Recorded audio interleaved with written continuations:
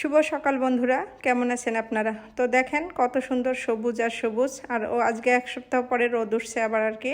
তো হচ্ছে সকাল সকাল কাজে লেগে পড়লাম। তো আমি যেহেতু এক সপ্তাহ আগে বিছানা চাদর বিছিয়েছিলাম আর কি, তো হচ্ছে যেহেতু বর্ষা এক সপ্তাহ পর পর চাদর ধোয়াই লাগে, তো আজকে আমি আমার বিছানা চাদরটা আর কি উঠে ফেলছি ধোয়ার জন্য, যেহেতু রোদ উঠছে। এখন আমি আর কি বাকি একটা বিছানা চাদর আর কি বিছাবো আর কি। তো প্রথমে আমি বালিশে কাবার লাগাই নেবো আর কি, তারপরে হচ্ছে বিছানা চাদর আর কি বিছাবো। তো হচ্ছে সকাল শরীর ভালো থাক আর না থাক বন্ধুরা, কিন্তু কাজ করাই লাগবে। তো হচ্ছে আমাদের যেহেতু কাজের লোক নাই, তো আমাদের সংসারের সব কাজটাই আমারই করা লাগে। তো এই জন্য সকাল সকালে ওঠা লাগে আর কি। তো আমি সকাল সকালে উঠে বিছানার চাদরটা ভিজে রাখছি আর কি, তারপরে বিছানার চাদরটা বিছাবো। তো রুম টুম ঝাড়ু দেবো, তারপরে আজকে নাস্তা করে আবার দুপুরে রান্না রেডি করতে হয়। প্রতিনিয়ত এই কাজটা প্রতিনিয়ত করতে হয়। তারপরে যেদিন আর কি বাইরে যায় সেদিন আরও এসে বেশি কষ্ট হয়ে যায়। তো আসার পরে আর কি মানে রান্না করা করা। তো আমি সকাল সকাল ওঠার চেষ্টা করি, কেন সকালে না উঠলে কাজগুলো নিয়মিত করা যায় না আর কি। তো এই যে দেখেন আমি বিছানা চাদরটা পাতা নিলাম। তো বিছানা চাদরটা আর কি কেমন লাগতেছে তো কমেন্টসে অবশ্যই জানাবেন। এটা হচ্ছে অ্যাশ কালার, কিন্তু লাইটিংয়ের কারণে আর কি অ্যাশ কালারটা বোঝা যাচ্ছে না।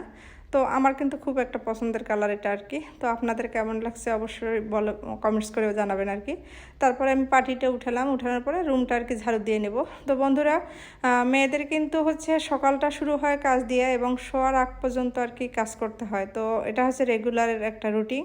তো কিছুই করার নেই, যেহেতু সংসারে হচ্ছে আমাদের করাই লাগবে আর কি আর করার আছে। তো হচ্ছে সকাল সকাল উঠে আর কি এই যে আমি হাত মুখ ধুয়ে আর কি এই যে কাজ শুরু করে দিছি। এখন আমি রুমটা প্রথমে বিছানা চাদর বিছালাম, এখন রুমটা আর কি ঝাড়ু দিয়ে নেব। তারপরে আর কি আরও আমার সোফার রুমের আর কি সোফাগুলো পরিষ্কার করব, কিন্তু অনেক দিন করা হয় না, তো আজকে আর কি করব।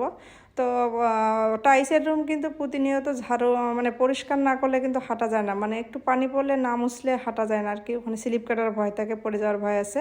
তো পরিষ্কার এবং রাখাই লাগে সবসময় আর কি। তো পরিষ্কার থাকলে কিন্তু মনটা ভালো থাকে আর কি। তো রুমটা যদি পরিষ্কার করবেন তখন মনে হয় কি ফাঁকা ফাঁকা লাগে, মানে হালকা লাগে, ভালো লাগে আমার কাছে। তো এখন দেখেন এই যে আমি সোফার আর কি এইগুলো আর কি একটু ঝাড়ু দিয়ে নেবো আর কি, মানে যেহেতু ধুলো টুলো পড়ে। তো হচ্ছে ধুলো আসলে প্রতিনিয়ত মোছার পরে কোথা থেকে যে ধুলো আসে, প্রতিদিন মোছা লাগে আর কি। তো একদিন মুছলে মনে হয় পরের দিনে আসলে কীভাবে আসে আমি জানি না, যে দরজা জানালা যেহেতু বন্ধ থাকে তারপরে ধুলো কোথা থেকে আসে।